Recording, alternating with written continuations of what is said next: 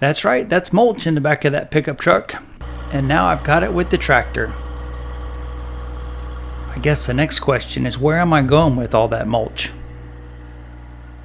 Well, I can tell you, we're going to make this garden area look better. Well, if I counted right, I'm going to have 30 bags of this mulch. And all I've got to do is unload it, and then we can get into this.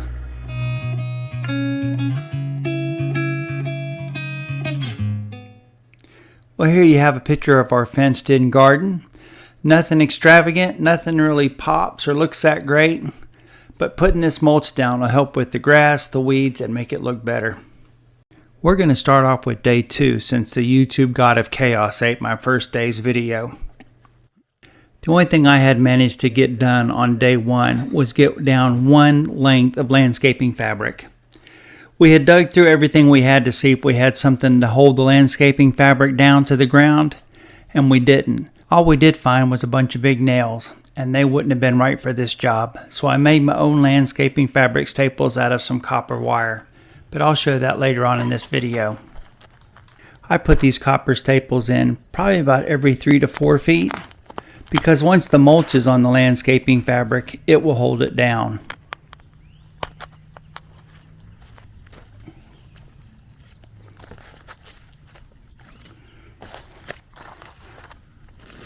When I got to the fence where the landscape fabric would end, I tucked it under itself instead of cutting it so I wouldn't have a frayed edge, because this plastic landscaping fabric is like a pair of cut-off jeans. It'll fray on you.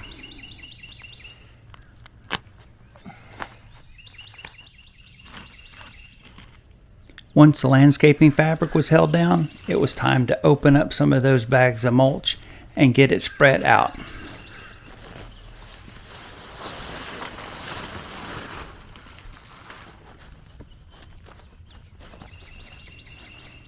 When it's time to open up these bags of mulch and spread it out, that part goes really quick. I tried to keep it about 1.5 inches thick and made sure I covered everything.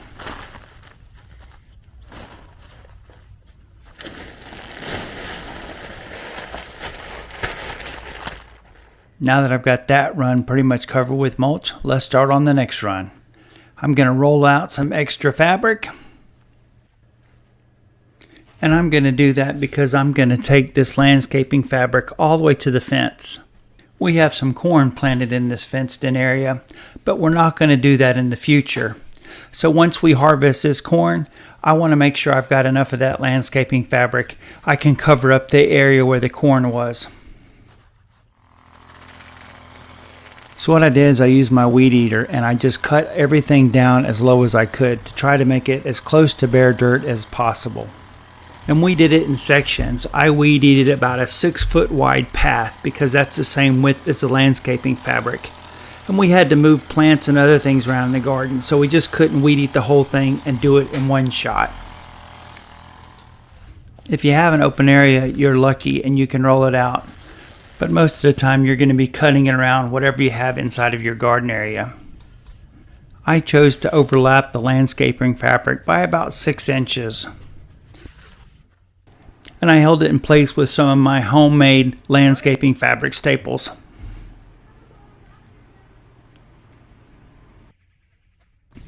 I did a quick check with a tape measure to see how much more fabric I needed to get all the way to the fence. And then I rolled some out and cut it off.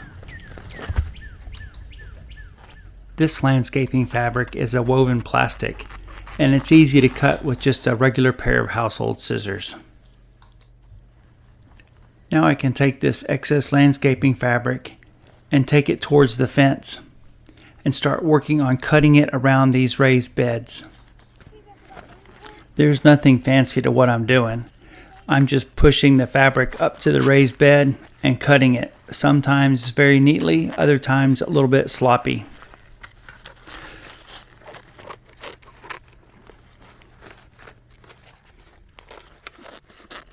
It gets real easy when all you have to do is cut a straight line.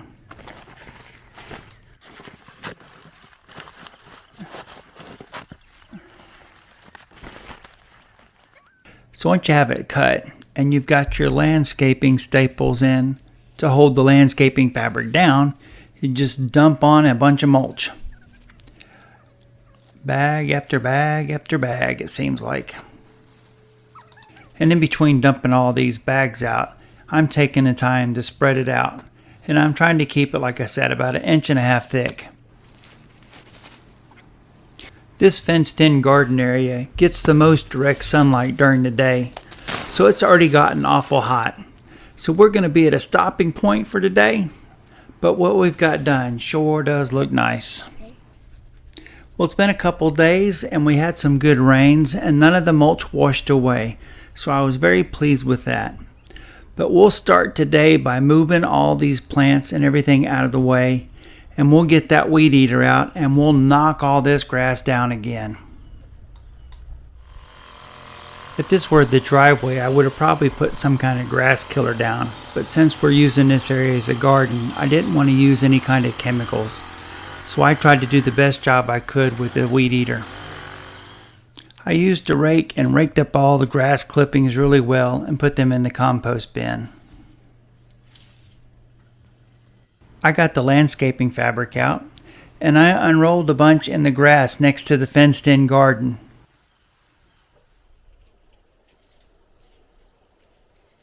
Using a tape measure, I went ahead and determined how long the next piece of landscaping fabric needed to be. That meant all I had to do was measure the landscape fabric and cut it to the correct length. I chose to cut each end on a 45 since I was running diagonal to the fence.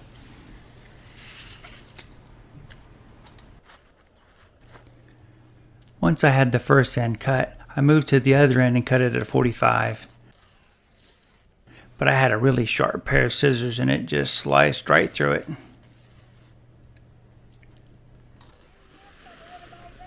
I dragged the piece across the yard and into the garden and got it in place.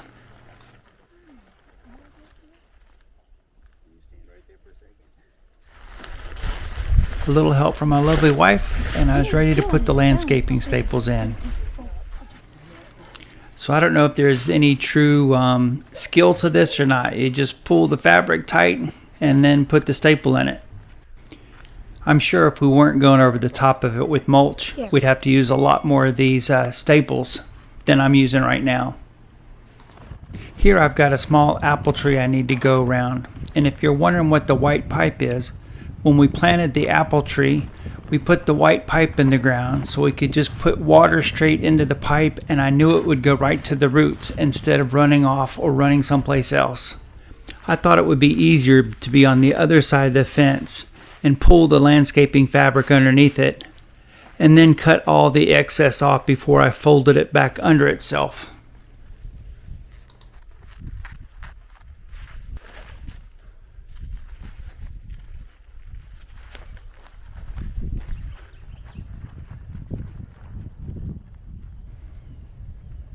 Then I'll just pull it tight and put some of those staples in it.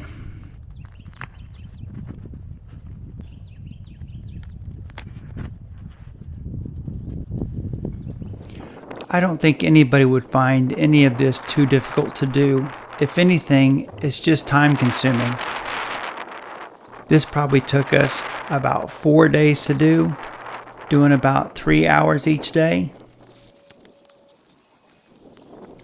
This is the last little bit that I'm actually going to show me putting in these staples. And I've got this 10 times faster than the normal speed.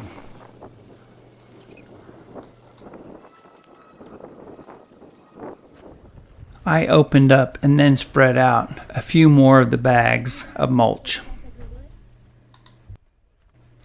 I took some scraps and filled in around the corn before I poured out and spreaded some more mulch. And then moved on to the opposite corner behind the raised bed. This piece took some more time because I had to cut around the raised bed and tuck one side under where the landscape fabric ran along the fence. Then it was time to cut my last piece of landscaping fabric, the one that went in the corner. I'll cut the fabric to go around this tree, and then lay everything out smoothly to go along the edge of the fence. Now I just need some more staples. I had a roll of copper wire that was for grounding left over, and I know copper is an expensive resource, but I have had that for a couple of years, so I just cut it and bent it, and that's what my fabric staples are made out of. Copper is easy to work with because it's fairly pliable metal, and that's why I chose it. So now let me show you exactly how I made these staples.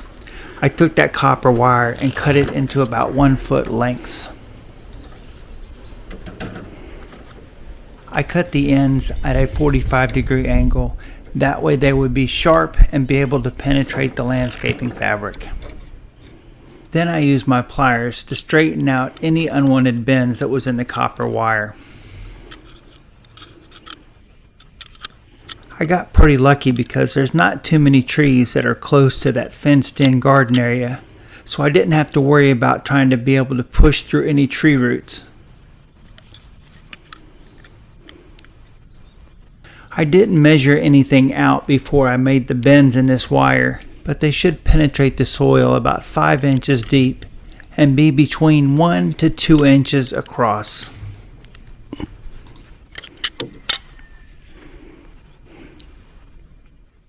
So this is the last staple, so we're done with the landscaping fabric. I'll have to get one more shot after I get the last of the mulch down, but I think that's about it. Well, that would have been it, but I had to buy 6 more bags of mulch, and now it's 2 days later. Alright, let's do a quick walkthrough and see how it turned out. Well, the mulch definitely defines the garden now, doesn't it? And all the green plants really pop up against that rusty colored mulch. And I'm not trying to show off our tomatoes or anything, or our raised beds, but we did get some squash already. So I'm in one corner and we'll do just a quick pan.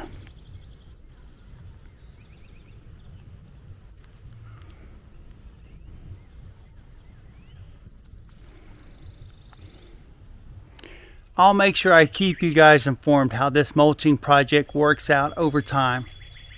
But for now, like, subscribe, check out those playlists, and I'll see you in that next video.